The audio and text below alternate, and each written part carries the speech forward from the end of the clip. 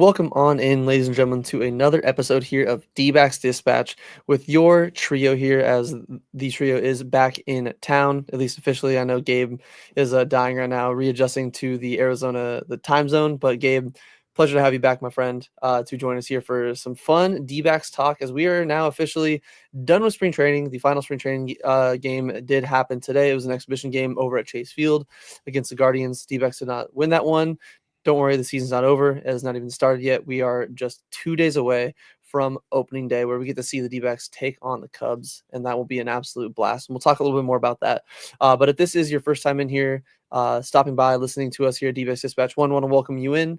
Thank you very much for spending some of your time in here with us. If you could like, comment, subscribe. The way I see it, we're going to need to get to at least 10,000. Sorry, chronically online here. I apologize. Like, comment, subscribe really does help out the channel and all that. Hit that notification bell so whenever we are going live, you guys can be notified, hop in the live chat with us, hang out with us. Go follow us over on Twitter and Blue Sky. Got a bunch of banger memes, especially as we're getting into the season and whatnot. Seems like every single day, Gabe and Josh are always cooking up like 3 or 4 absolute heaters. So make sure you guys go follow us on over there. Join the Discord as well. It is absolutely free. It is popping right now, and we're not even into the game or the season actually starting. So once games are going, there'll be game day discussions, prospect discussion, especially as the season's going along. So you guys can kind of stay in touch with all of our farm system. So a great place to be is our Discord in the description. And then finally, make sure you guys go check over azsnakepit.com. Tons of great articles, a few that I'm even going to be referencing today, and some of the topics we're bringing up.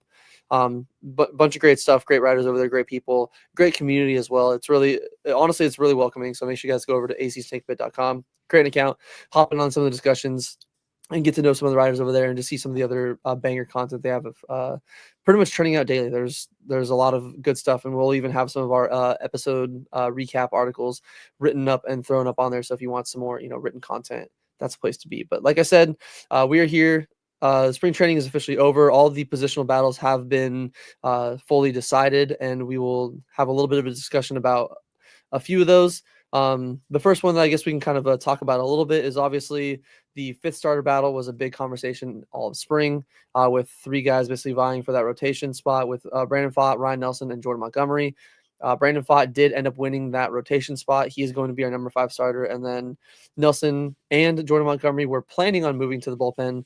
But as we all found out today, which some unfortunate news, was Jordan Montgomery is actually not going to be pitching out of the bullpen at all. Jack Summers, I believe, was the one that tweeted out saying that he was getting hugs from guys in the clubhouse, which had a lot of us, I imagine you guys probably as well, thinking, oh, he's getting traded. Finally, like, there's a deal that went through. Let's see, what kind of money we're going to be getting rid of. But sadly, there was no trade involved, and the reason why he's getting hugs is because Jordan Montgomery's season is ended. He is getting season-ending Tommy John surgery, which kind of explains why he had the little bit of a dip in his velocity and was only sitting at like 89 miles an hour. So that's very unfortunate. He is going to be out for the season. So my question to you guys, as well as everybody at home listening, if you guys are in the chat, or if you're listening to the YouTube show after the fact, or even if you're catching us after and you want to go into the Discord and give us your responses there, again, go to the Discord. But my question to everybody is, with Monty's season and likely his time in the desert coming to an end, where would you rank this among the D-backs all-time terrible contracts? Because he did get paid $47.5 million for only 117 innings of work, and he finished with a 6.23 ERA worth just 1.4 BWAR. Did get the information from the AZ Snakebit article, so again, go over there. But where would you rank this contract for all the pretty rough ones we've had? And then also, what were just, again, some of your initial thoughts and reactions to finding out that Jordan Montgomery would be having Tommy John surgery, and thus ending his season and most likely time as a Diamondback? Gabe, start with you. So I guess technically it would probably be the worst, just because of the amount of work that he actually did on the field. But overall, I think the Madison Bumgarner contract is probably worse, or even Diaz-Mani Tomas deal was worse, just because it was more money, and same thing, he only played 1 season here or something. But there was no animosity at all, it seemed, between Monty and the actual training staff and the players. They all seemed to like him a lot. It wasn't, contentious the way the Bumgarner contract went, and that's, what, 80 million. So again, it was more money and probably just as bad of an ERA and time here. So I don't think it was the worst necessarily, but I just don't think he was put in position to succeed. Partially through his fault, partially through Scott Boras. Like I know he, at the end of the day, he has the final say, but with guys like Scott Boras, I'm sure he's able to convince owners to give guys $750 million for DH level guys. Then I can see him being able to convince his guys, okay, well, wait it out, wait it out, wait it out, and unfortunately for Monty, having an extended season with the Rangers, going to the World Series and then winning the World Series, and then not having any sort of actual spring training. Again, just wasn't put in a position to succeed, and Ken Kendrick to blame himself. And again, yeah, I just don't.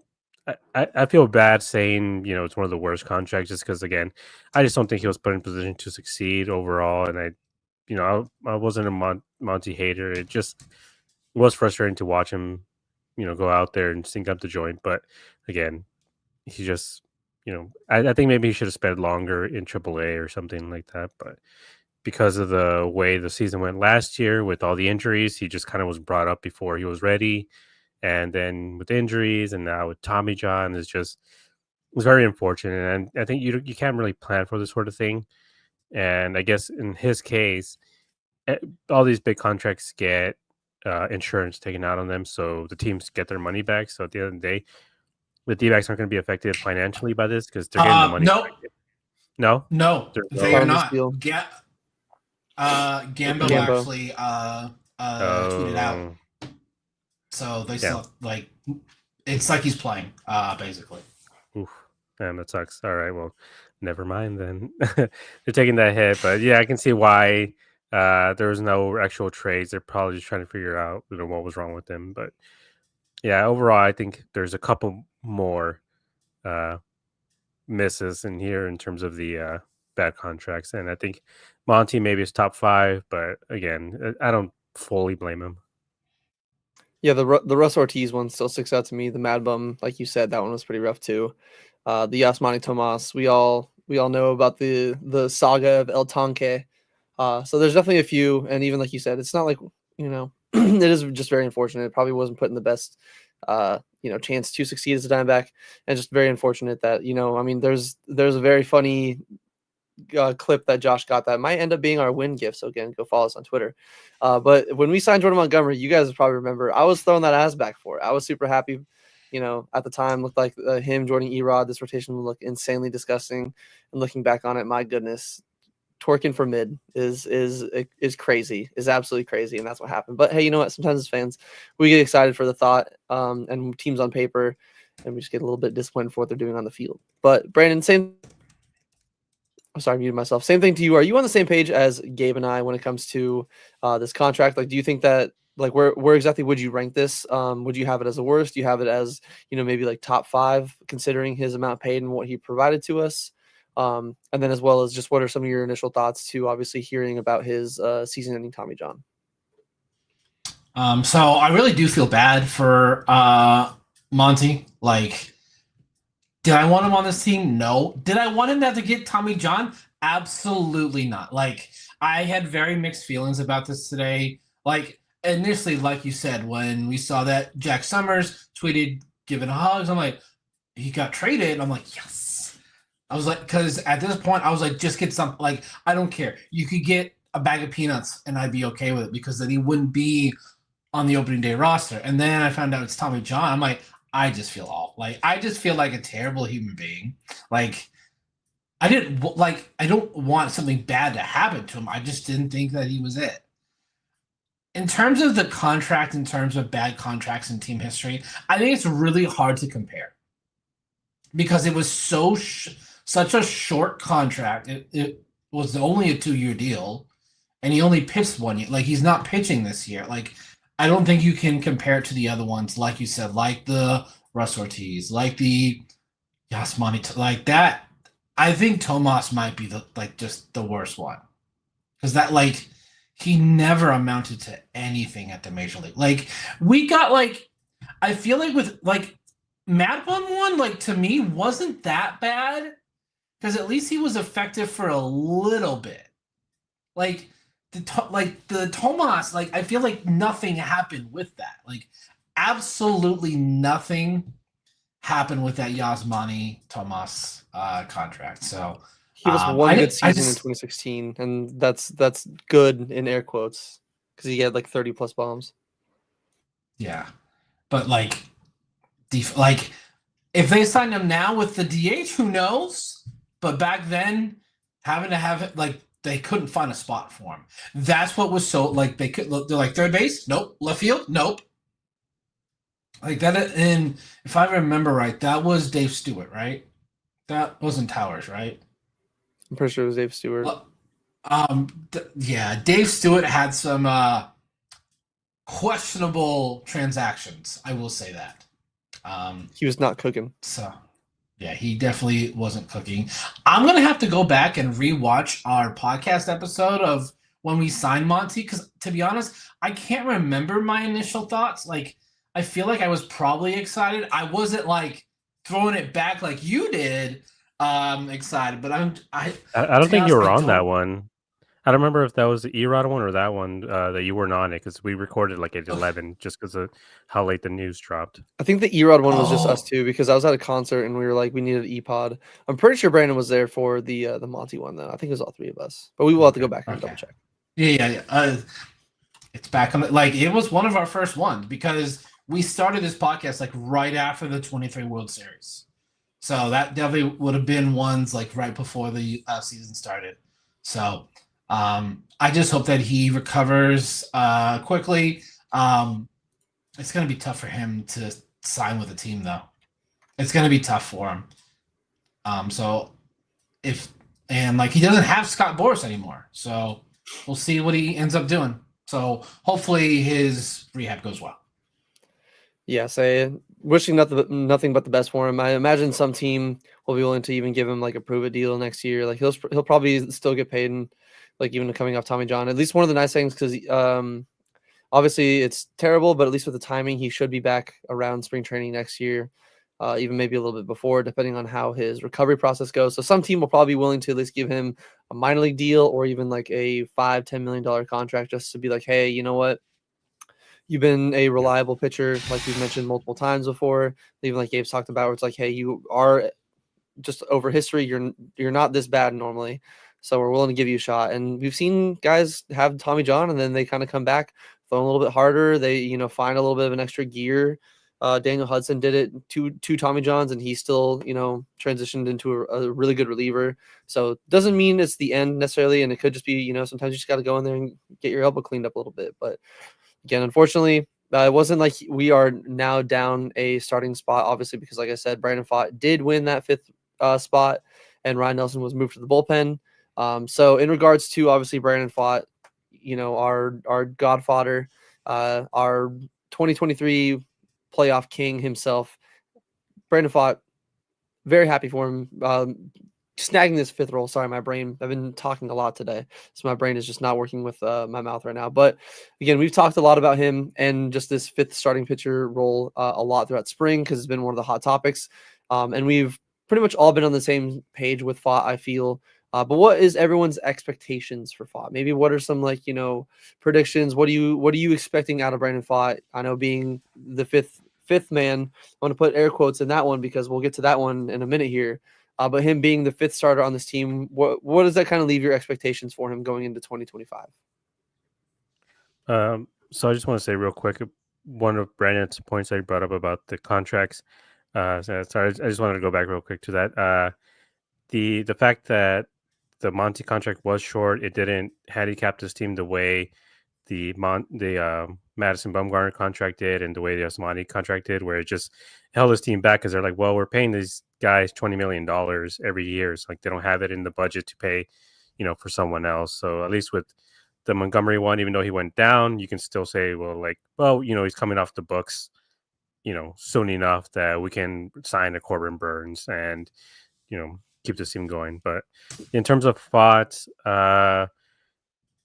so I guess my expectations for him overall would probably be taking a step forward. Hopefully, the main thing with him was always the one inning, whether it was the third, the fourth, the fifth, whatever it was, he always had that one inning where things would just fall apart, and you knew once it started, you're like, okay, this is it. This is the one inning. He just sat down 12 guys in a row. These next 5 guys are going to get on base, and they're going to score 3 or 4 runs on him. And so for me, that's the main thing. Is just limiting that sort of damage. And I think being able to work with the new pitching coach that we have, he seems to be working really well with these guys. I would hope that his ERA could go down a little bit. Again, he's the 5th starter.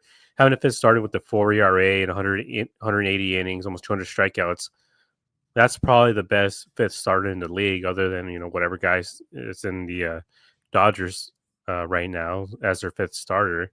But with Fott, I think a 3.8 ERA is probably more likely if he's able to at least clean up a little bit of those bad innings. But a 3.8 ERA, again, close to 200 innings, I think is going to be incredibly valuable.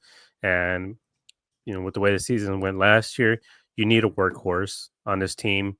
And Corbin Burns, we don't know if he's going to be on any sort of limit here, the way he had been in Milwaukee. Didn't really limit him in Baltimore too much. His innings did go up, his strikeouts did go down, just because he didn't seem to be as strikeout heavy in other seasons. He seems to be focusing more on soft contact, and then getting the strikeout when he needs it. So I don't know how many innings we're gonna get out of Corbin Burns. Gallen, he can get you 200 innings, but again, just depends on what version of Gallen we're getting this year. Is it going to be 2023 and first half of 24 Gallen, or not 24? 22 and 23 Gallen, or 24 where he's iffy, only goes 5 innings.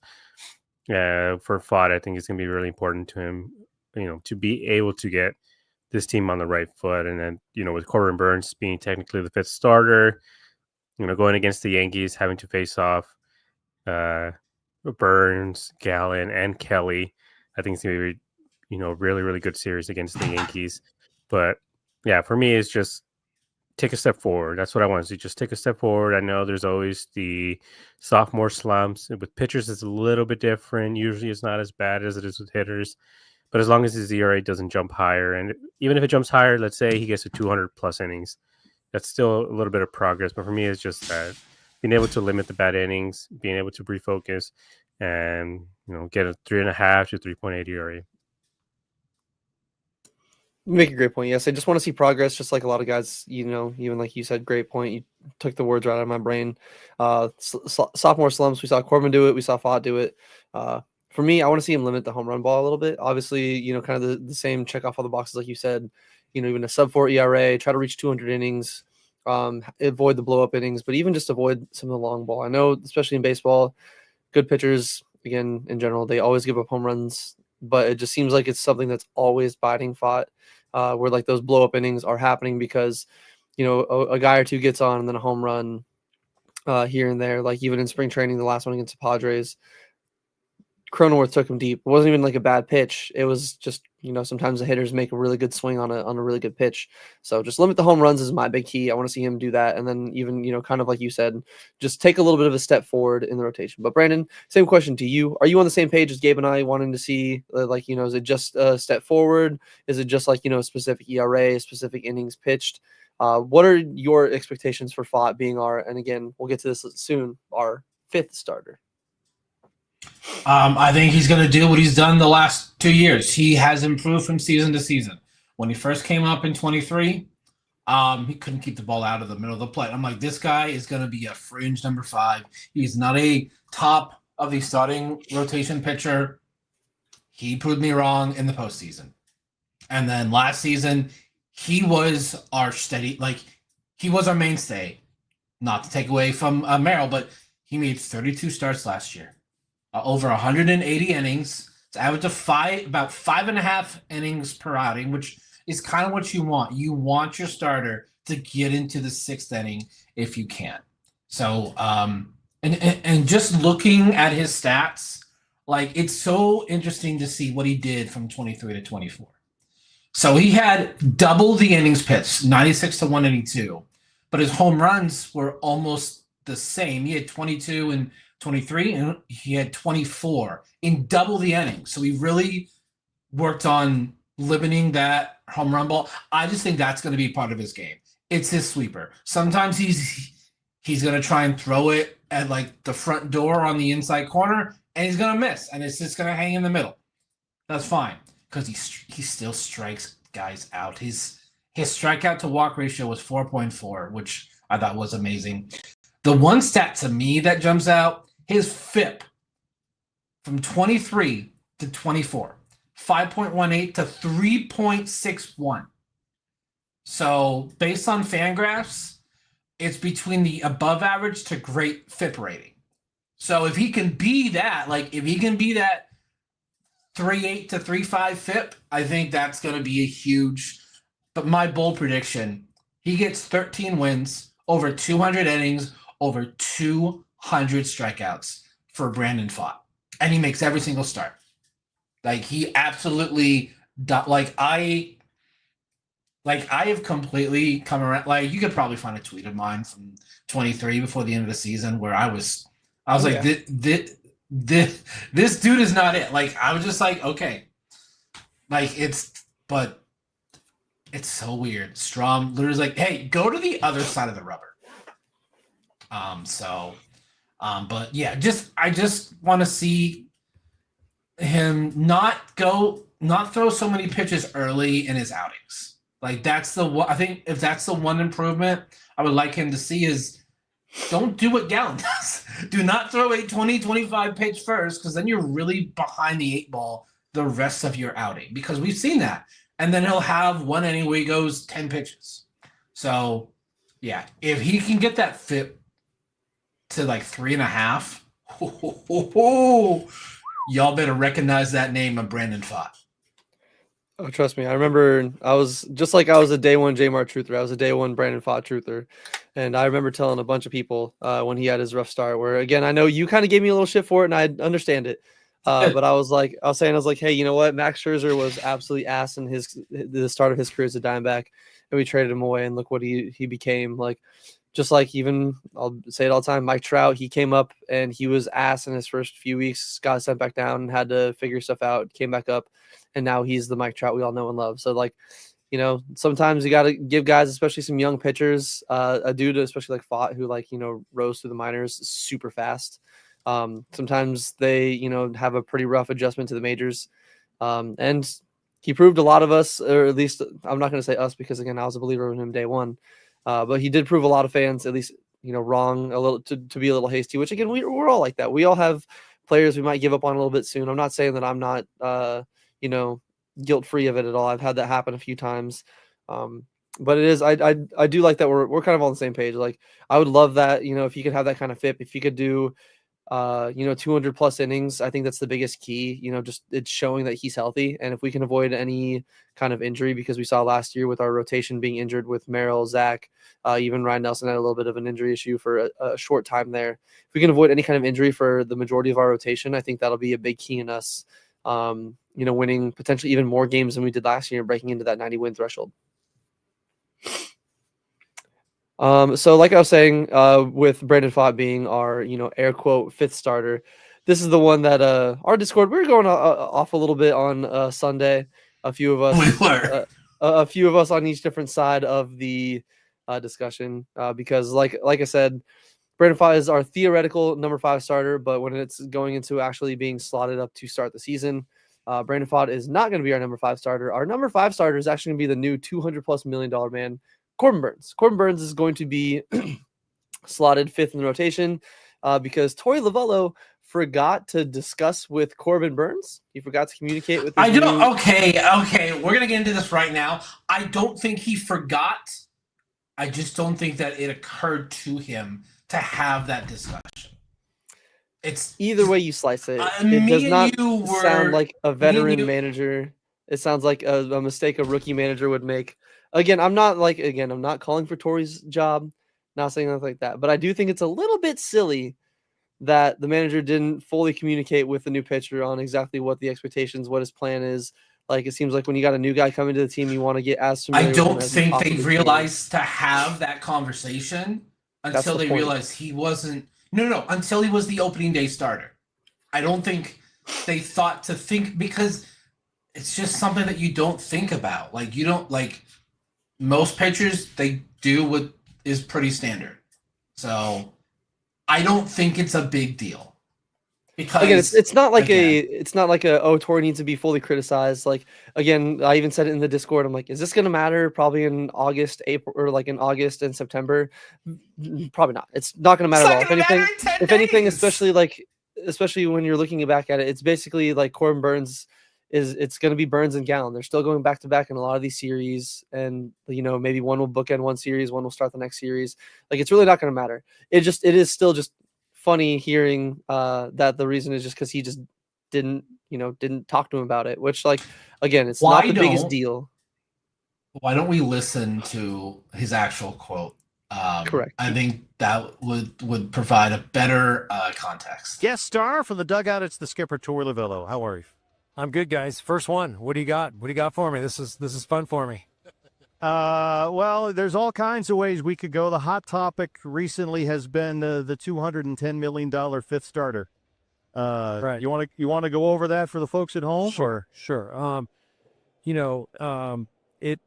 made the decision. I took my time. Santana with a base hit. Well, I was trying to get to know Corbin a little bit. I certainly knew Zach, and it's been a hard decision for me. So I thought being as thorough as possible and taking as much time as I possibly could without really interrupting some of the scheduling and some of the processes that they both stand for or believe in, and which has made them so good. I didn't necessarily think I was going to do that. However, I just never got a chance to really know Corbin on that level. it's going to take a little bit of time. I've known him now for five or 6 weeks, and through that time, I never had a chance to understand how important that process was to him, and it's what's made him great. So this one's totally on me. I should have done the reverse math, as you guys hear me say every once in a while, and told maybe the guys a couple days earlier, or at least been aware of how important the process and the routine is to Corbin. So at the end of the day, he asked, he totally understood. He's such a professional and a great teammate, and it's not the issue here. He just said, I got to get on my schedule, and this is what's going to work for me. And at that point, look, I have a partnership with these players. That's what we all do. As a coach, you have a partnership. There are times where you tell guys, let's go. You got to get your rear in gear and do it. There's other times you got to work with them, and that's today's player. They're built to understand that way. That's today's coach. That's how they coach day by day. And in this case, I was certainly going to listen to Corbin for what was going to work best for him, and it was a no-brainer once he told me that's what he wanted to do. Well, big picture, it can be kind of a big nothing burger because, he's going to make his starts, and now you're in a situation where you're going to have Corbin Burns, at least for a while, Tori, matched up against somebody else's fifth starter, and that's a nice advantage to have, I would imagine. Yeah, I think if you're going to line it up in a perfect world, and you're gonna go 1, 2, 3, 4, 5 for the rest of the year, and it lines up that way, of course, I'll take Corbin Burns really against anybody's number one, right? If you're going to compare him to number fives, should be a slam dunk situation. There are some positives, and I try and find the silver lining and everything. Corbin's going to get on the schedule that he believes in, and he stood by and what's made him great. So on top of that, it's gonna be he and Zach back to back. They're both going to get the same amount of starts. When we got this information, we started to do our own reverse math, and we both calculated that they're going to get 32 starts no matter where they start, 1, 2, 3, 4, or 5. And then if we do decide to make some adjustments and full throttle these guys late in the year or make some adjustments around the All-Star break, we will certainly call in Corbin, get him a part of that process so we know exactly where he's at and he knows what to. Yeah, so even like Brandon said, it's a big nothing burger. It is going to be, it's just, again, we're not overreacting. We're not calling for anyone's head. And I know a lot of people think that at least making criticizing a decision or two, sometimes, criticizing can be taken in a way more negative context or a negative connotation than I think it's meant. But it was something that just kind of stood out. I do like that Tori, took it on the chin, was like, hey, this is on me. But even, like you said, they're still all going to get their starts. I do like Bert's look on it is, hey, he's going to match up against a lot of guys, number 5. But obviously, Brandon and I, we both have kind of, spoken our thoughts about this. Gabe, what are your thoughts about, the way this kind of whole situation unraveled? Again, in the end, it's a big nothing burger, but how do you kind of see this entire thing going down? And what are your thoughts on Burns now having to slot in as the number 5 guy in the rotation? It's a little disappointing that he's not going to pitch here first for the opening series. That's the main issue, I think, is just that the fans are going to be able to see the big signing, the Cy Young winner and potential candidate, as we'll get to later. So it does suck that we're not going to see him for a bit. But I will say yeah, it is kind of a nothing burger at the end of the day. It doesn't really matter. After a few weeks, it doesn't matter, if it's the fifth starter or he's the second starter or whatever it is. It's still going to be Gallen and him back to back. And depending on the series, that's going to be the potential to win 2 out of 3 over and over and over again throughout the season, which is something that we talked about last year, which was this team's kind of inability to sweep and being able to have them back to back. I think increases those odds and chances of being able to actually sweep teams, unlike last year. But I kind of have a little bit of a slightly different take on it, and it's just that I think with how bad Corbin Burns' outing was against the Brewers, his last outing officially, with how bad it was, I can see him maybe wanted to fix something in his delivery that maybe the team saw, and this could just be Torrey covering for his guys because if he maybe felt a little bit weird about the cutter, maybe just didn't like the way it looked, he just didn't like the location, whatever it is, maybe Torrey doesn't want to let that out either because he's like, well, I could tell everybody in the league, hey, we're skipping him because his cutter or his slider, whatever it was, wasn't as sharp as we wanted it to be at this point in the spring. So we're gonna, give him a bullpen session, in a week from now or whatever. So I can see him being, just taking on the chin because again, that's the reason why these guys get paid. They're the ones who get criticized. It's not Mike Hazen who has to go in front of the media every single day and say stuff like this and say, a lot of fans hated Dave Roberts for the longest time because of the moves that he would make. But those moves come from the front office, don't really come from Dave. But what Dave was really good at doing is just talking to the media. He tells them, the thought process and why certain guys, get taken out or put in or whatever it is. And they take that criticism. They take the media's criticism. And I think the media is a bit soft here. But I do think, being able to hold these guys accountable is necessary. And, again, it's Torrey. I think he's probably covering for his guy rather than it actually just being him forgetful because, again, he's a veteran manager. This is his, 8th year, right? 8 years? 17, 18, 19, 20, 21, 22, 23. Yes, this will be his 8th season. His 8th season. A manager with 8 years worth of experience doesn't make these sort of mistakes. And I can see it just kind of maybe not something you think about just because, after 8 years, you think it's kind of an automatic thing where guys get slotted in the way they do. And again, if Corbin wanted to work on something, I can see him saying and him just making a dumb mistake rather than outing Corbin for maybe wanting to work on something. Yeah, it's honestly something I didn't really think of. That could be, if anything, that's a great point of maybe Torrey's just, going to be that shield, like you said, where it's like, hey, I'll take the blame on this, and not show our cards to anybody because who knows, maybe it was if it was some kind of pitch grip because he did get rocked a little bit in that start against the Brewers, like maybe it was something about his pitch grip that he doesn't want to, have it really have it be known to other teams, maybe something to look for. Jeff, welcome into our comments. Always a pleasure to see you, Jeff. I know that you were kind of on one of the same pages as me in the Discord about not being too happy about it. As Jeff's saying in the comments here, nothing burger or not, if we miss the postseason by a game to the Cubs in the wild card and we lose a couple games in the series, it could hurt. Shouldn't be discounted. There could be ramifications, which is a great point, especially the I know everyone is very excited about seeing Corbin Burns against the Yankees. And that is true. That should be a good matchup and a good series. But even like Jeff said in the Discord, we aren't up against the Yankees in the National League. We're don't get me wrong, every game matters in the 162 game season. Whether it's a game in March, whether it's a game in August or September, every game does matter. But we got to worry more about the guys, not just in our division, but the guys in the NL. And the Cubs do have a little bit of a better roster. I think they're going to be, fighting for whether their division or just the wild card in general. So it could, turn out that way. But maybe it's one of those where we just got to, even again, Jeff, I'm kind of on the same page as you. But one of those where it's just little deep breath and then just understanding hey, you know what, that's something maybe we worry about in August, September when we're, counting down our magic number and seeing exactly where we're laying at, and whether we look back at this series and we're like, damn, hey, what do you know? This is this is something that we needed to worry about, or we can confirm we're like, hey, you know what? It was just a genuine nothing burger, and we got to move on. But Brandon, I know that we both have kind of gotten our thoughts in. Anything else that you wanted to add on into this subject about Corbin Burns ending up being the 5th starter in the rotation now? I don't care that he's not pitching game 2. Make all 32 starts. That's all I care about. Make all of your starts, or make a majority of your starts. Like say that we lose 2. Say that we split against the Cubs. But if Corbin Burns and Gallen and Kelly and like all of them make 28 to 32, like make a majority of their starts, I think we're going to be okay. Like, I know, like, yes, every game does matter. I was the opposite last year. It was freaking April and May. I'm like, you guys were fine. Like, it's a long season ahead. And then, no offense, Cubs are only making it if they win the Central.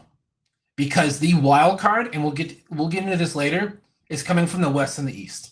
Because both divisions have 3 Titans in both divisions. I think that's where all set, like 6 of them will come from. It'll be 3 from the East, 3 from the West. That's just me personally. But now keep in mind, Burns' second start is that Saturday whole game against the Brewers for the Geno bobblehead. That place is going to be packed. Not just for Burns, but everyone wants that Geno bobblehead. Make sure you get there early, like as soon as the gates open, because those things will go like that. They will be gone probably within 30 to 45 minutes. Yeah, so you're gonna want to be there. I'm not like, that's why this whole thing to me like wasn't a big deal. I'm like, as long as he makes 30 to 32 starts, which most of the time, like years past, he's made pretty much every single start. So, okay, so his first start is not for a week into the season. It just means that probably his last start is going to be one of the most important games of the year. So, yeah, and I think I guess to Jeff's point, I do agree with him that there could be ramifications down the road, just depending on how the series goes. But it's not like we're, we have the staff from last year or something that we're throwing out there. It's not like a bunch of slapdicks. I have a lot of trust in Gallen, in Kelly, in Erod, and Fott. So these are, 4 of the better pitchers in the league. We have probably the best staff in the league. So it's not like we're throwing out just any random guy out there. And the Cubs know him a lot more than they know Erod or Gallen or Kelly or Fott. I believe Corbin Burns' career ERA against the Cubs is about 3.3, 3.4 ERA. So they do hit him around a tiny bit. He's not as dominant as 2.5 or even like a 1 ERA. So 3.42. 3.42 ERA for his career against the Cubs. So that is a little high. Especially playing here in Arizona, like maybe the ball could fly a little bit more if they opened the stadium on Friday, which I doubt just because it's going to be hot as hell. But if they were to open the stadium, then maybe that ball would just fly a lot more. And then, maybe he would be more prone to getting hit around. And so, it is one of those things where you have to worry about later on because, it's kind of useless, I think, to a certain extent to look forward in times, so long from now. But I do, sort of agree with Jeff's point. But I am one of those persons who think every game matters. But I think the decisions in game is what matters.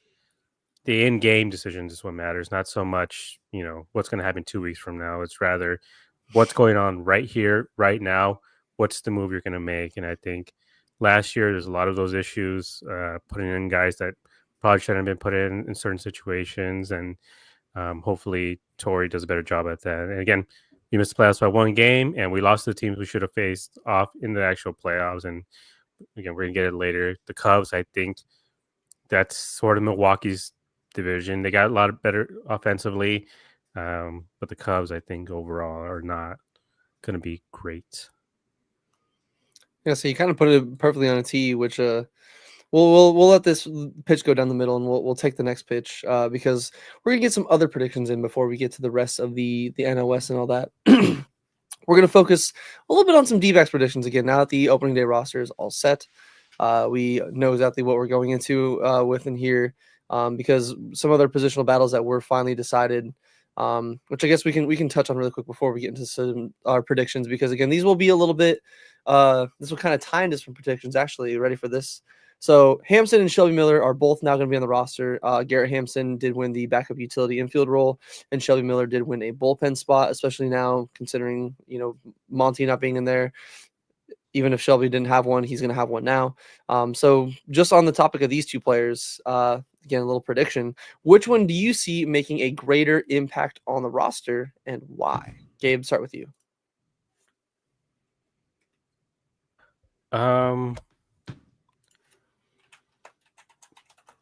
Sorry, I'm just looking for the question again. Oh, out of Garrett Hampson and Shelby Miller. Yeah. Yeah. So which one do you see making a bigger impact to the roster throughout the season, and why? Shelby Miller, just because having our bullpen guys go down already.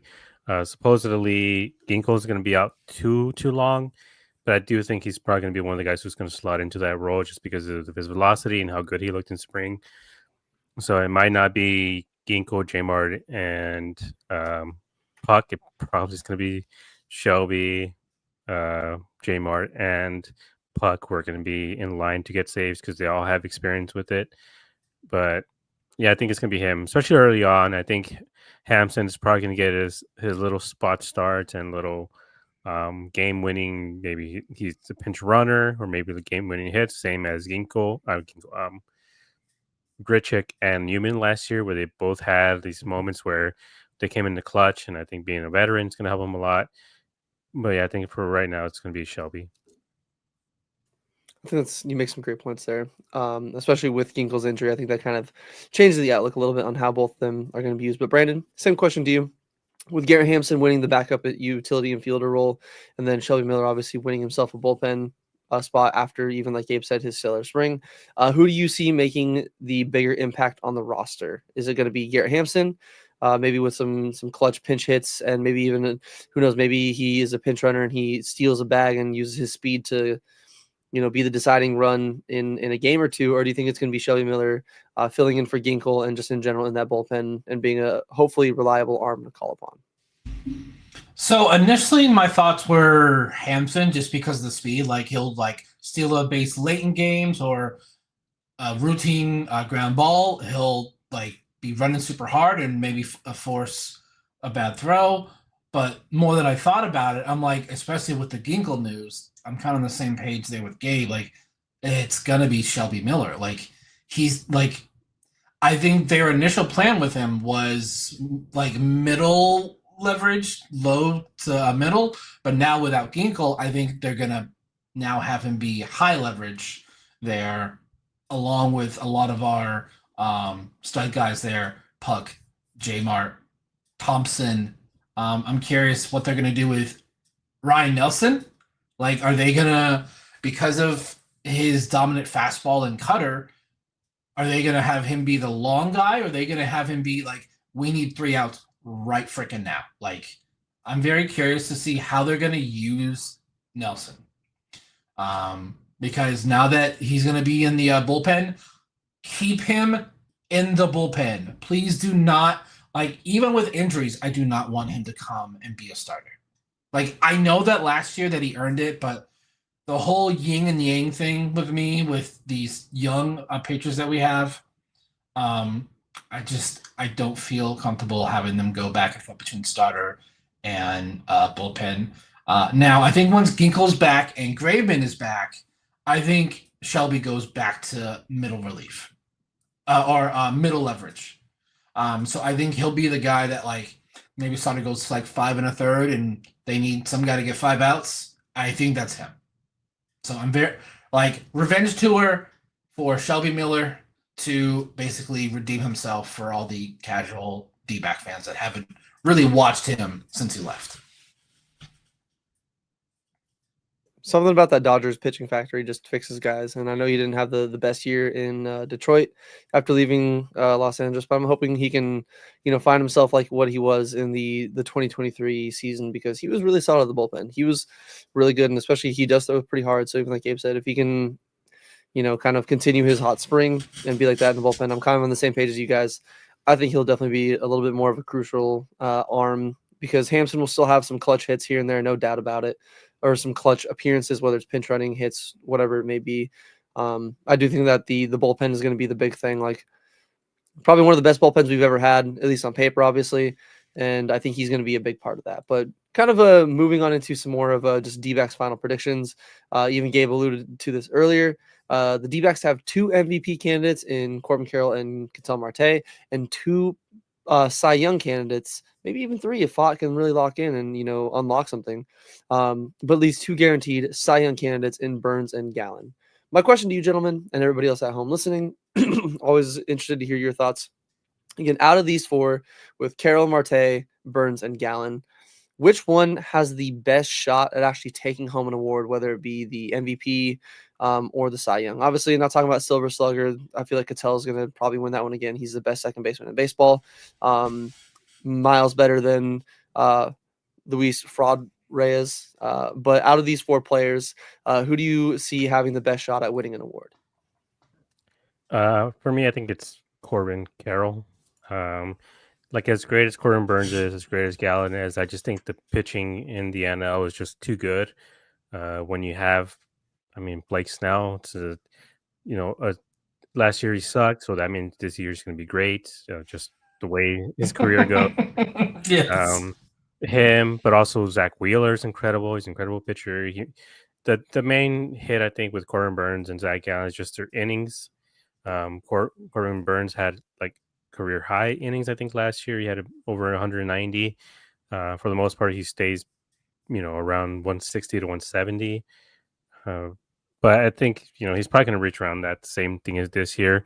But when you have Chris Sale, who strikes out everybody, when you have Paul Skeens, who goes 7 innings and strikes out everybody, and Zach Wheeler, who also goes in, deep into games and gets a lot of strikeouts, I don't think Corbin Burns is going to have those accounting stats. He can be one of the top pitchers in the league, but I think it'll probably be both for him and Gallen. They'll probably both be in the top 5 in Cy Young voting, but I don't think either of them will probably win it. And I brought it up earlier in our chat, is just how it's incredibly small sample size, but Corbin Burns hasn't done the best against some of the NL West opponents.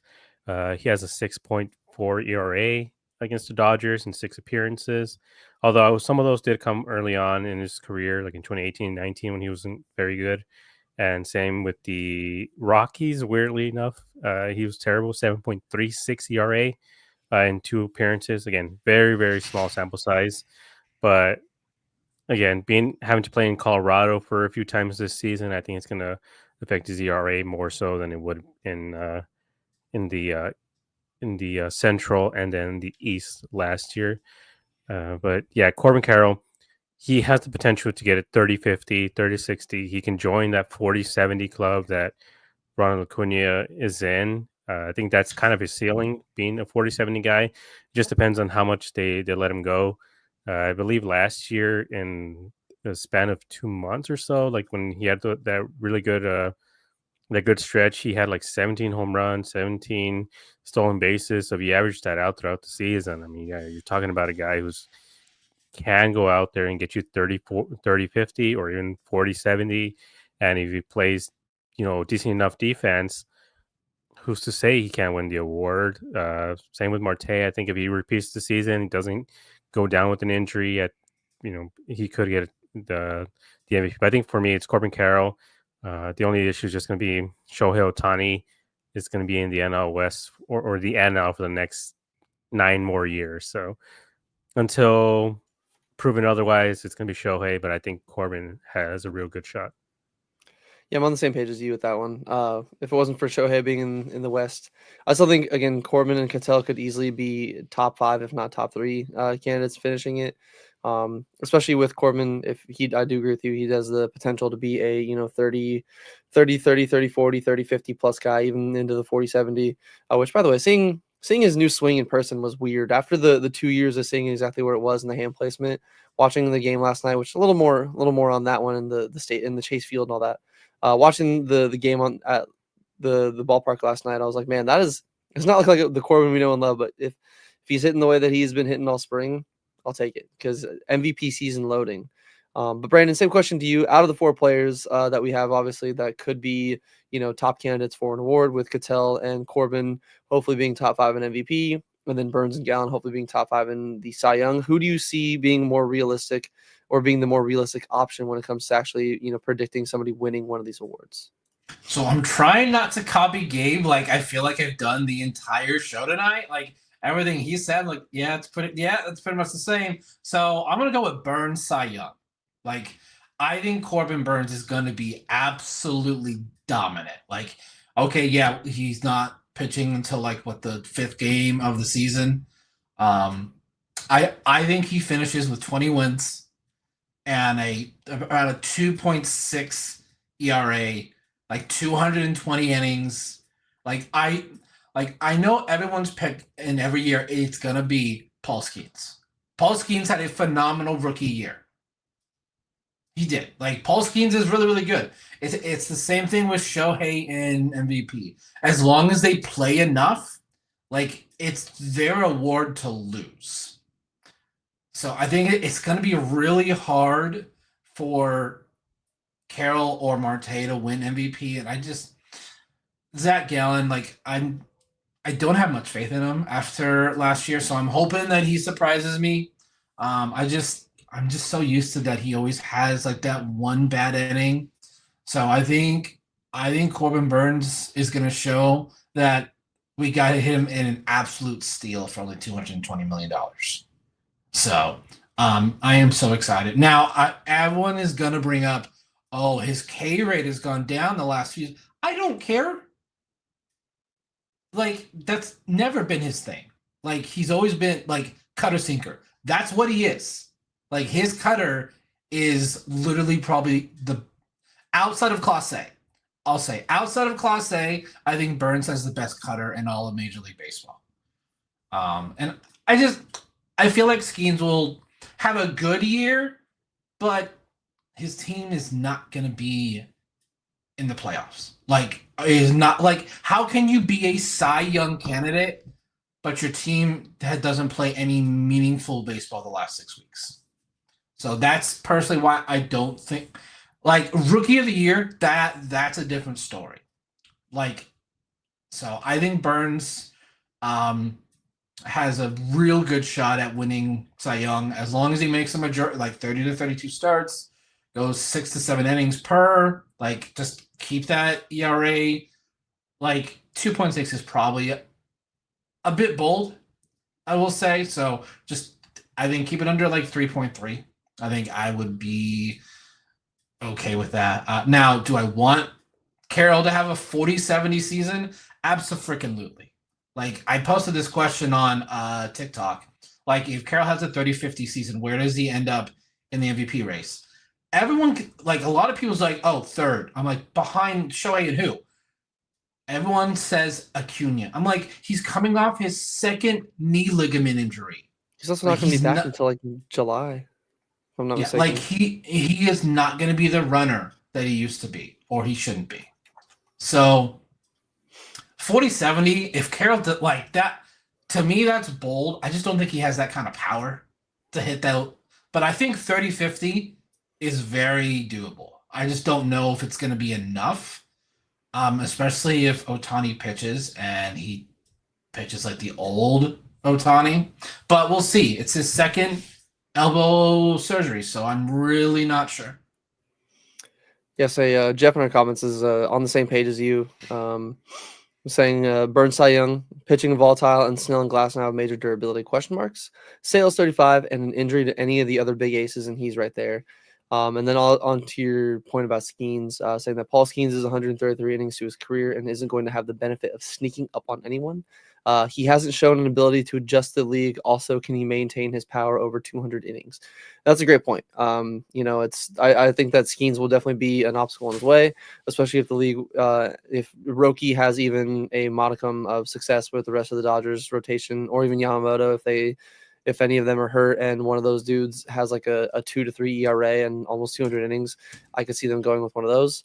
It just either way, the NL is stacked. It's going to be tough for either one of these 4 guys to win an award, whether it's media bias and voters, being on their knees and not zipping it up when they're done with the Dodgers, or just in general, knowing that like, hey, there is some pretty tough competition, and like unless Shohei kind of falters, the MVP is his to lose, especially if he does come back on the mound and even pitches to like a 3 to 3.5 ERA and still hits the same way he's hitting. It's going to be his.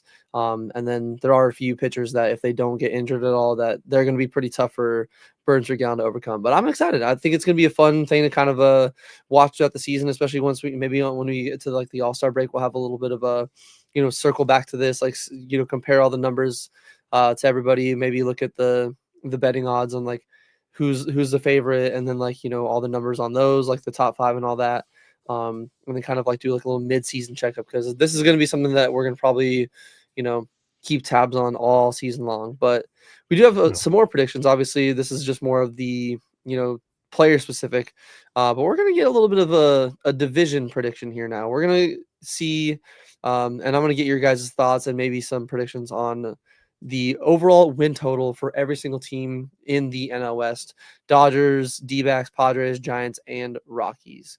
So obviously, other than just the win prediction of asking you guys how many wins do you have for each NL West team, I have another question, whereas maybe what's a bold prediction or predictions that you have for a player or this team as a whole. Like obviously, we had some specific ones about Corbin Carroll and Gallen and Burns. I guess I'll just get mine out of the way and then I'll let you two, have the floor. For me, I'm gonna hop on the Dalton Feely train. I think that Josh Naylor, especially with the way he's been swinging the bat this year, I think 40 doubles. I think he could easily get to 40 doubles. Like that's gonna be my bold prediction. Maybe not easily, but I think he's gonna get to 40 doubles. I think that's gonna be something really exciting to watch, because he's been on a tear this spring. He was really hitting the cover off the ball, and he already had like 4 or 5 in just this month alone. So if he gets on like a tear of what he's been doing, I think that'll be a fun mark to break, where even if he doesn't break 30 home runs, I think the 40 doubles. And then I guess my predictions really quick for the teams. I think the Dodgers are going to win anywhere between 105 and 110. It's just, they got an insanely stacked roster. Like they're literally the Avengers of baseball. They're going to be tough to beat. I got the D-backs winning. I put this down on the AZ Snake Pit. So you guys will probably, see this in the next day or so.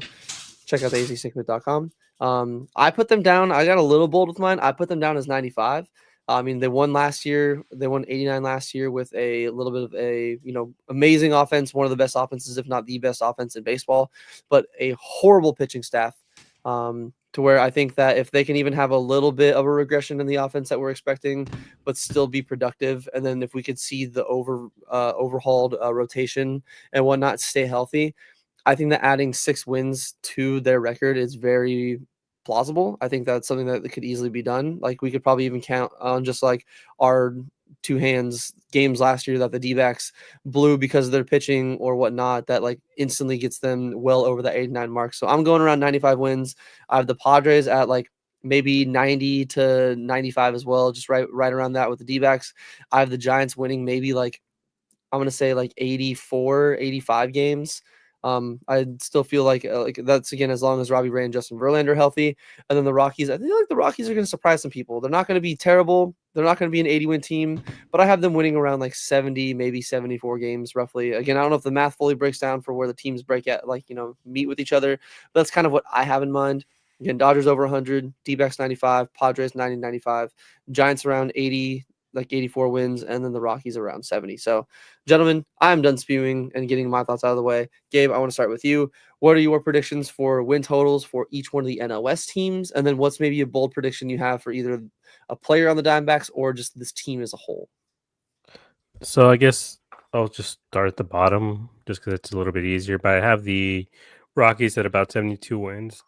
I don't think they're ready to compete now or for quite a while still. Unfortunately, I think for that fan base, I know they're very loyal, but I just don't think they're ready to compete at all. And especially with this division, I feel really bad for them. I feel really bad for for that state and that city. Is just, man, it sucks to not have a team that's going to be able to compete for the next 6-7 years still. I don't think they're going to be terrible. I just think they're going to be a mid team, 72 to 75 wins. They're not going to keep losing 100. They have a lot of development. They're getting 2 of their best pitchers back this season. So, yeah, I can see them about 72, 75 wins. Padres, I think, are going to get 3rd place. No, Giants. My bad. Giants. Okay. Giants 4th place. Whoa! I lost track. Giants 4th place. The Giants are going to probably win 80 to 82 games. I don't see them also making too much. I know they made some moves, but I think overall, Justin Verlander's not going to move the mark that much. I can see him maybe getting 130 innings this season just because of his age. And then the Padres, I have them at 3rd place with 92 wins, probably taking that, probably taking one of the wild cards. And I think this is where my bold prediction is coming. I think the Dodgers are going to win 95, and I think the D-backs are going to win 97, just on the strength of the pitching staff. I know the Dodgers have a great pitching staff and a great offense, but again, same as all the other years, that bottom half of the Dodgers lineup is not very good.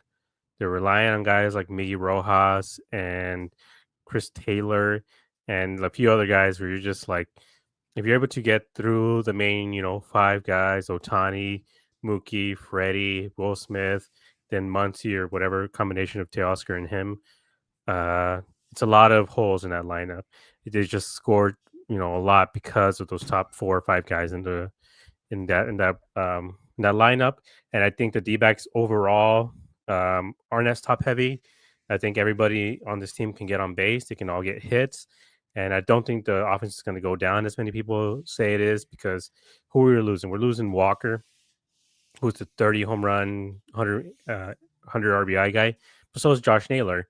Josh Naylor can go out there and hit 30 home runs, hit 100 RBI, but he can also hit 40 doubles. Walker can get maybe 15 to 20 just because of his, his size. But Naylor can get 40 doubles. And so even if he doesn't hit 30 home runs, he's still going to bring in a lot of runs. And I don't think Gino is going to be as bad as he was for the first half of last year. I mean, the guy was hitting 150 up until June. Same with Corbin. He's not going to be hitting 170 in July. I think they're both going to start off a lot better this year. And if they start just being better offensively, why not, be the best offense in baseball, or at least top 5 in offense? And I think the pitching staff is going to go from 27th to top 5 as well. So we have both a top 5 offense and a top 5 pitching staff. They can win 100 games. It's just obviously it's going to have to come down to their depth and everybody performing the way they're supposed to. So I can see the D-backs winning 97, 98 games and even maybe inching to 100. And again, you're not going to be able to beat up on the NL West like the Dodgers have for the last few years, where they just completely dominate. And I think that's the main thing with the D-backs. They have to beat the bad teams. Last year against the Marlins, I believe they split the series or something like that, or were 4-3 against the Marlins. Against the Braves, they were 2-5. Easily could have been 5-2 against the Braves. They were 3-4 against the Mets. Easily could have flipped that around. And I think the Rockies, they were 9-4. And a couple of those series, they could have easily gotten the sweep, but it's just how bad the bullpen was last year and some of the choices Torrey made. Lost Resting a few games guys against the A's too. Against the A's. So that's the main thing, is just make sure you're winning these games. And obviously it all comes down to not luck necessarily, but being able to, the worst teams in baseball can beat the best teams. It's just the way baseball works sometimes.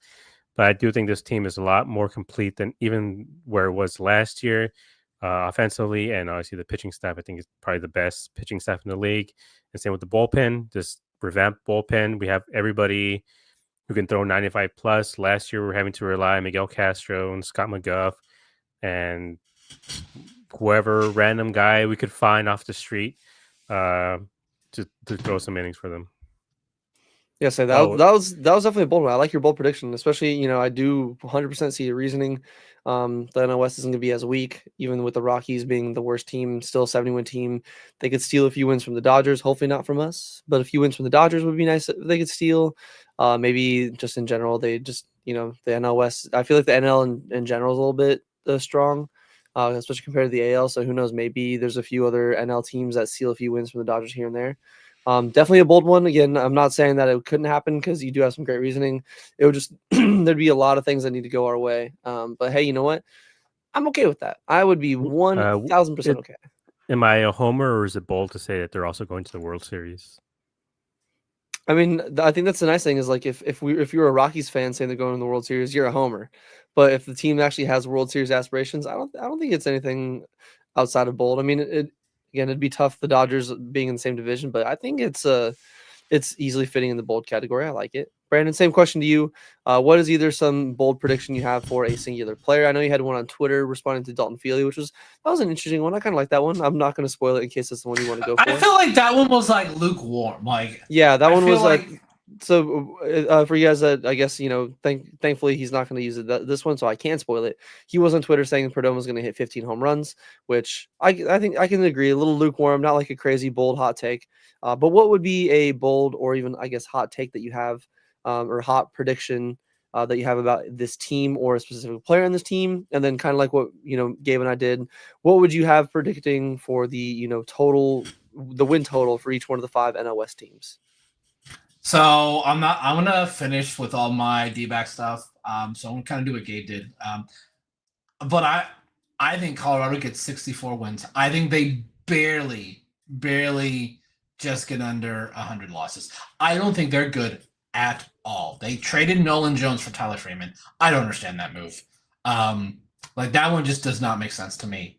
So I think nothing. I think the Giants finished 4th. I think they're at like 84 wins. So just they're a good team, but talent-wise, they cannot compete with the rest of the top teams in the National League. So I think Giants are going to be fine.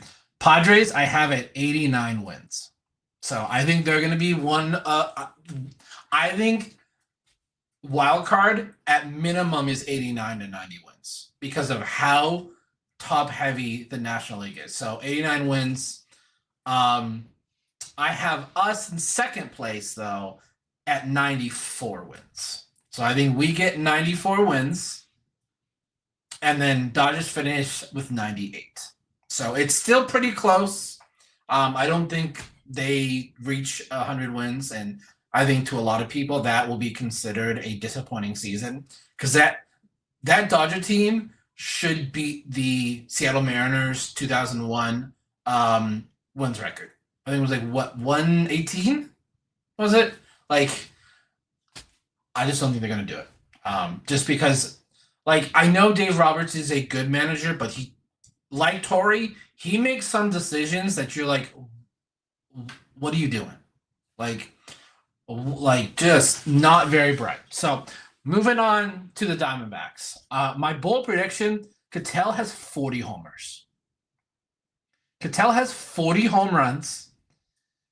Like 110 to 120 runs driven in, close to a 300 average, just all around, and he plays literally almost every day. Like there's no injury problems there. So I had another one. Justin Martinez, 40 saves. I know Torrey says that he is not the closer, but that extension to me says differently. That extension to me says we believe in this guy. We know how dominant he is. I know Torrey's like matchups, and I think Justin Martinez is going to get the first shot at it, and I think he's going to absolutely dominate. Like, he's going to be filthy. I wish he wouldn't throw his sinker so much. I think his splitter is even better. I think his splitter is his best pitch. So I want to see him throw that a little bit more. But yeah, 40 saves there. Like I said, Jerry, 15 home runs. I can't do this one, Jeff. Like, I can't get behind Lawler until I know that this team believes in him. I still don't think that they do. I still don't think that this team wants to play Jordan Lawler. Because right now, there is nowhere to play him. There is nowhere to play him. Because Jerry's got short locked up, Marte's got second, and Gino has had a fantastic spring. like a amazing. Like it looks like he hasn't missed a beat since the last 2 months of the season. So, and I'm still gonna go with the also Carroll 30 homers, 50 stolen bases, and yeah, and then kind of what I said earlier. Corbin Burns 20 wins, and Brandon Pfaadt 15 wins. So got a couple of bold things there. So we'll see how this all looks at the All-Star break. Yeah, so we'll have to do a little bit of a check-in. We'll have to, maybe get our man Josh to make like a graphic of our predictions, or maybe we'll just have to clip this and then circle back to this when we, have the All-Star break and a little bit of, downtime there when we're, looking at the season and where we're at currently. And hopefully we'll have a few All-Stars that, we can enjoy watching them play in the fall classic in the midsummer classic, because while the All-Star game is basically meaningless, it is still the best All-Star game out of all the sports. At least it's an actual game being played. It's not the NBA where it's basically just a cool, hey, we're not going to play any defense. Don't hurt yourself. Just let's have fun. Let's go, just enjoy our time. The NHL's All-Star game is making a good push for number 2. Their festivities are super fun. And then the Pro Bowl is just a fucking joke. There's a reason It's why it's flag no longer a football. game. It's literally flag football where nobody cares, and it's like the equivalent of like middle school or high school when they have the team manager get into the game to make a basket or two. It's like this is pointless. Doesn't matter. But some of the bold comments, you already got to one in our comments from Jeff, or bold predictions, I should say. The Jordan Lawler Rookie of the Year. I mean, hey, the task was bold predictions, so that is a bold one. It would be really tough for him, especially if Roki is even just half of what everyone's expecting him to be. I feel like he's going to be probably the favorite for Rookie of the Year. So that one will be tough to overcome. But I do like his other one saying Carroll hits 40 home runs. His pace in the second half would have put him there. He also says Gabby 20 home runs with impressive exit velo in spring. And he looks to be in better shape to play more often, knock on wood, which is definitely something, especially seeing the Cal Raleigh extension. If he can be healthy, we've mentioned in our group chat, if he can get to 120, 130 games and prove that he can be healthy all season long, and shows kind of like the highs that we saw in like 2023 and even at times last year when he was healthy in 2024, give him that extension now, and he'll deserve it.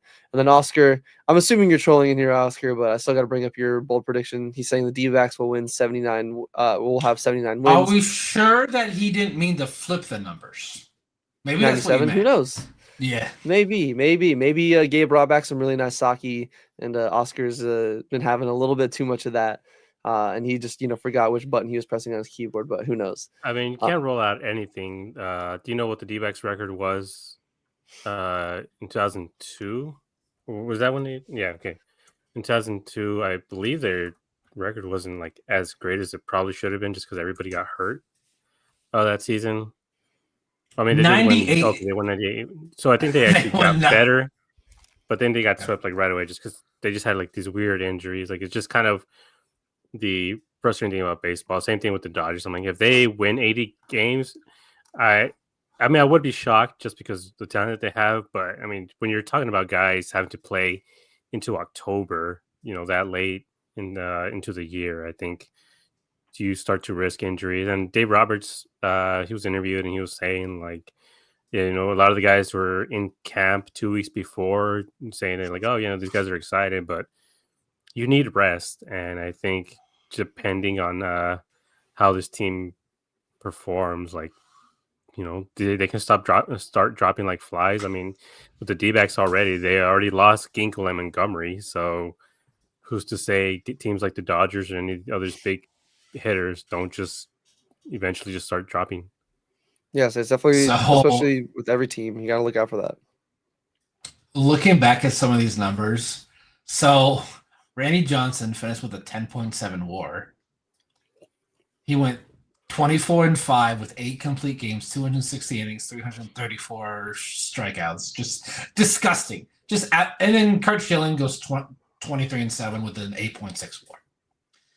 I brought those two up because if Burns and Gallen, I'm not saying that they are those two, but if they both pitch to their ceiling, they both could approach that. Now, obviously, Neither one of them. And Schilling threw 259 innings. We don't see this. We do not see guys even eclipse 200 innings. Especially Torrey. Like Torrey limits his guys super early in the season, just in general, like whether it's a pitch count or just an innings count. Which again, I don't blame it at all. Especially seeing where Jordan Montgomery, like we talked about earlier, getting Tommy John. You got to protect these guys, and even like Gabe said, if you're planning on playing in October, sometimes you got to manage those innings in April, May, and June. And it's not like it was back in the day where, all right, dude, like Randy. Plus, I think Randy's arm was just made out of like titanium. I'm pretty sure, like be able to throw that hard, explode a bird with a baseball, and then just go 250 plus innings every year. Like good. That's good insane. I think that's one of those things people always bring up, like, oh, players are soft nowadays. Look what these guys did. I'm like, yeah, but they're in the Hall of Fame for a reason. Yeah. Not every guy who was pitching in that era is in the Hall of Fame. The reason why is because guys like Kurt Schilling, Randy Johnson, Nolan Ryan, even Justin Verlander, like the reason why these guys were able to go super deep and pitch 250 innings is just they're just freaks of nature. They're the exception, not the rules. Yeah, so it is a different time in baseball. But there's some good and some bad in that. But it'll definitely be something that we monitor throughout the season, like health of the team and just some of these bold predictions and whatnot. And we'll have a little bit of an update in the All-Star. But there was a little bit of other updates and some other like side D-backs topics that wasn't super crazy to for us to do full topics on, but at least wanted to mention it. One of them being the D-backs stadium deal with the city. Obviously, we know that their lease is ending in 2027. And there was a proposed deal for them to do like a tax recapture. Not going to go the whole breakdown here. We'll put a link to it. I think there's a link to it in our Discord. So another reason, join the Discord. It's free. It's in the description. But that does move ahead through the state Senate in a 4-3 vote.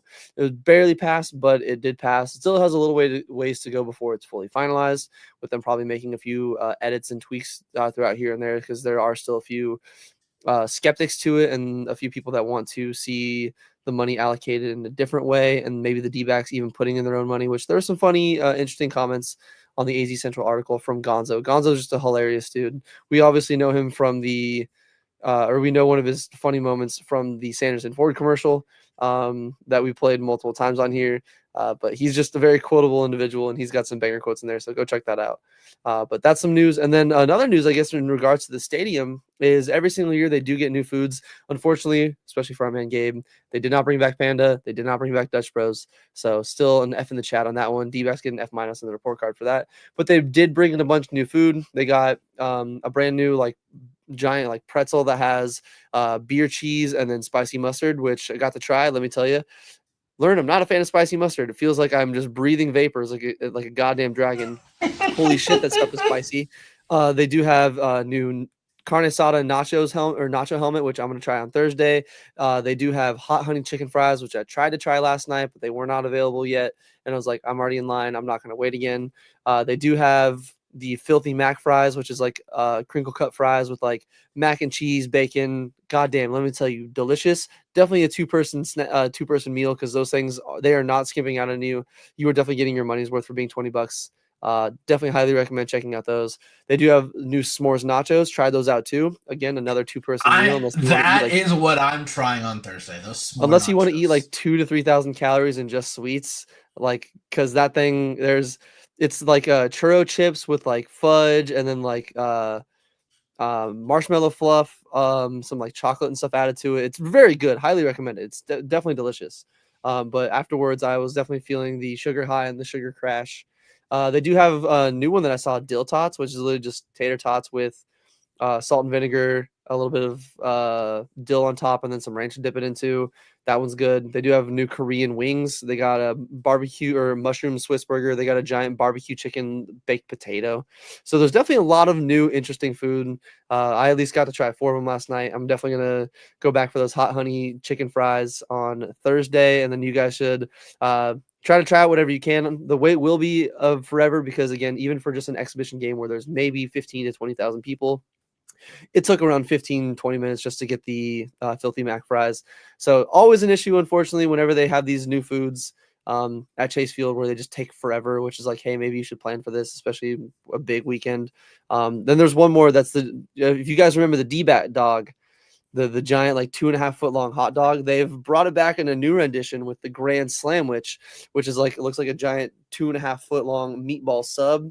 $40, but hey, you know what? It probably feeds 4 people, so $10 per person, probably not a bad thing. So whatever you guys try at the ballpark, whether it's, you know, Gabe, Brandon, I'm curious. I'll pass it to you in a second, but you guys in the comments, if you guys go to the field this weekend and you try some of the new food, let us know in the Discord, let us know in the YouTube comments what your favorite thing was. But gentlemen, pass it to you. What are some of your thoughts, obviously, on the new stadium, or not new stadium, I wish new stadium, but the stadium deal passing another threshold into hopefully being finalized, and then also, as I just ranted on because I can talk about food all day, some of the new food items that have come to Chase Field, and maybe something that you're looking to try or something that you're definitely going to stay away from.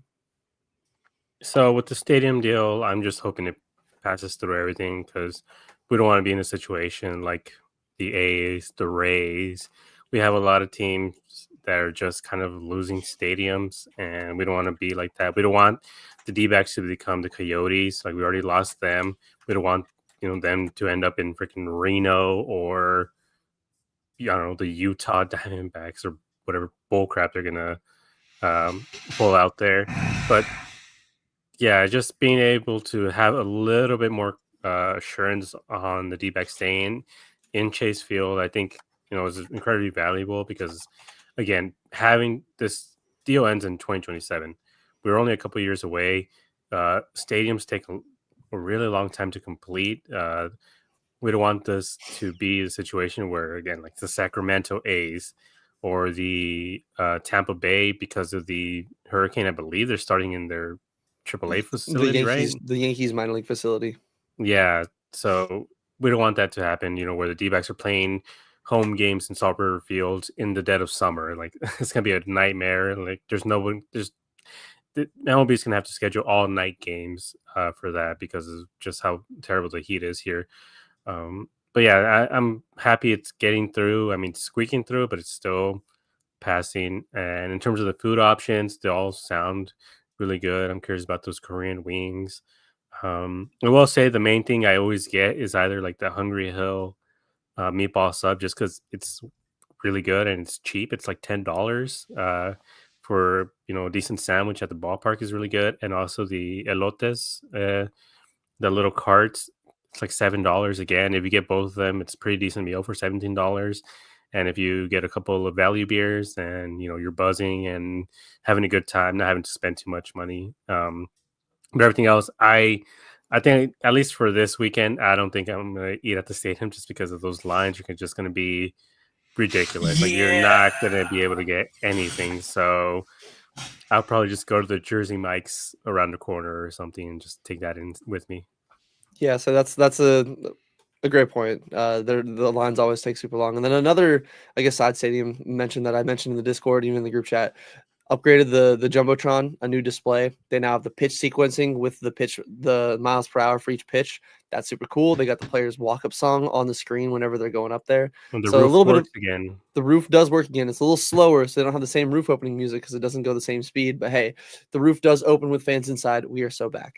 So another little tidbit. But Brandon, same thing to you. What are some of your thoughts, obviously, on the stadium news, where it's not fully finalized, but it is at least progressing in a positive trend?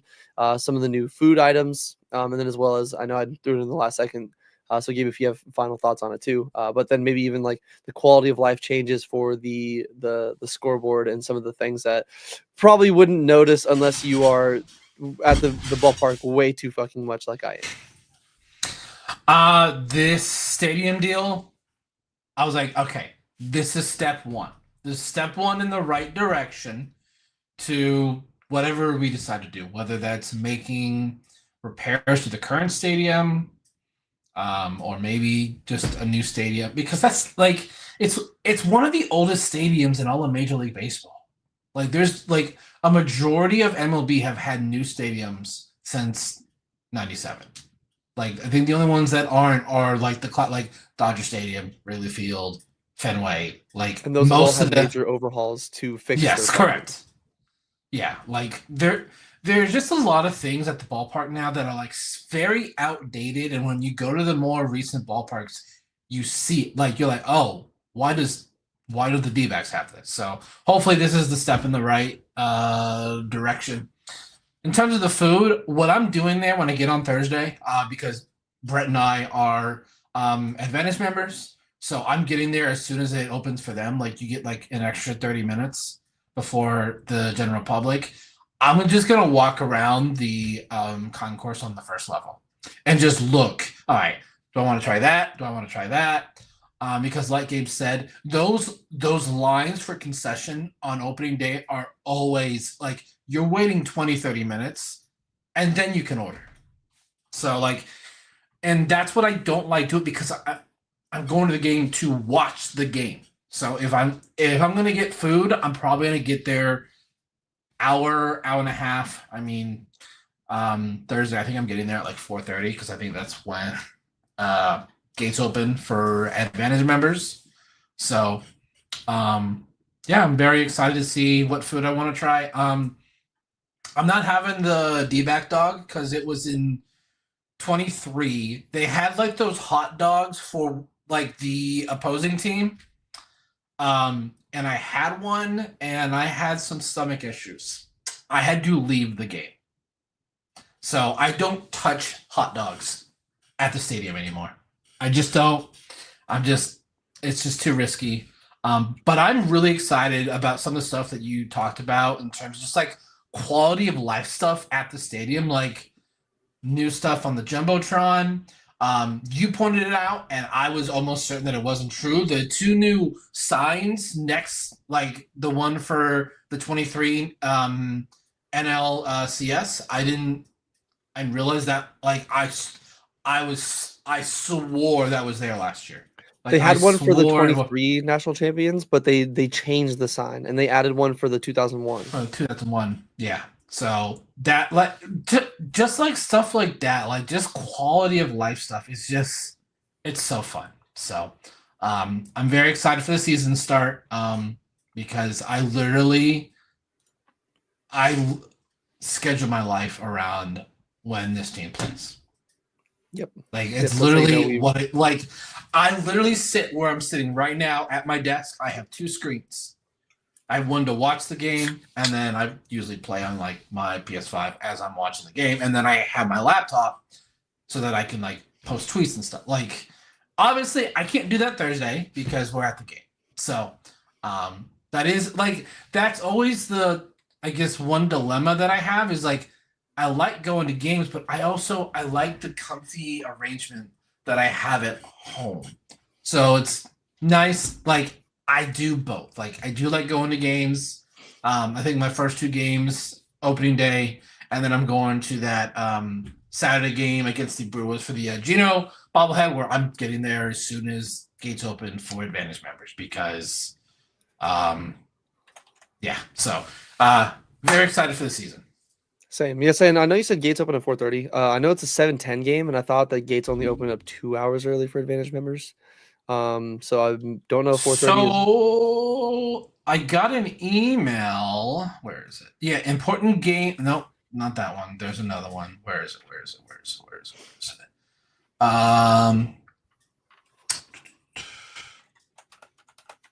So yeah, first pitch says 7:10. Early entry is 4:30 to 5. Cool. Good to know. Hell yeah. Well, 4:30 for season ticket holders. I will be there early as possible to soak in the celebrations. 2 hours for general public. It's 2.5 for Advantage. Oh, okay. Good to know. Good to know. Maybe it's just an opening day thing. Usually it's only 2 hours for season tickets and an hour and a half. But who knows? Maybe they change it this year. Either way, baseball is so fucking back, baby. Like we're 2 days away from opening day. It's gonna be fun, full of festivities. Obviously, all four of us will be there, the three of us, and then Josh. Maybe we'll be splitting a little sandwich here and there. You know, a little boys' time. You know what I'm talking about. But in the meantime, you guys know what to do. Make sure you guys join the Discord. It's free. Make sure you go on over to azsnakebit.com. Check out all the articles and content they have over there. It's absolute bangers over there every single time. Appreciate every single one of you guys for hopping in here, whether you're listening in the YouTube after the fact, in the chat right now, like our man Oscar and Gabe, or even if you guys have been lurking, listening to us. Appreciate you guys. Even if you're listening to us over on X and commenting on there, appreciate that as well. Again, all the support is much appreciated by all four of us. We would not be doing this without you guys. And again, make sure you follow us on Twitter too, because Gabe and Josh do be posting some banger memes out there.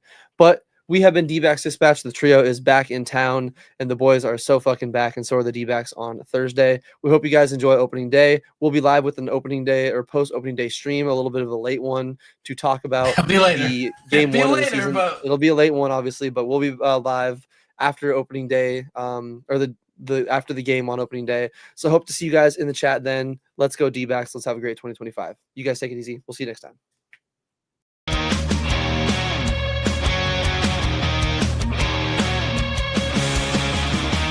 Under the lights, the game goes down. Desert heat, but we own this town. Brennan, Brett, and Gabe on the call. With Josh in the back, bringing it all. Fastballs from the bats at night. 9 innings deep, we fight all night. Wins and losses, highs and lows. We break it down, yeah, that's how it goes.